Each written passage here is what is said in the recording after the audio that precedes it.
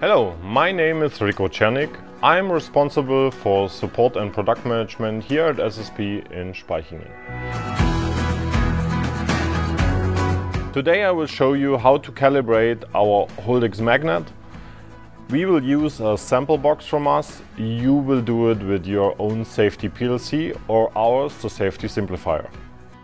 You should do the calibration fully mounted on site, and you have to take care that between HOLDX magnet and anchor plate is no gap.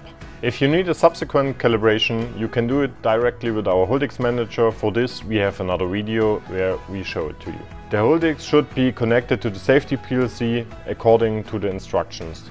You can find them under 2.4 in our manual.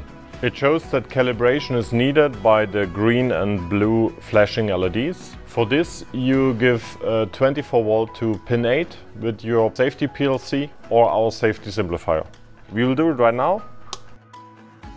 During calibration you can see the blue LED flashing.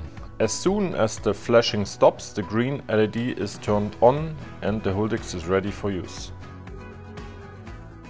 You can find the manual for our HOLDX in your box or download them on our webpage under support. For more information, go to our HOLDX manager or visit our website.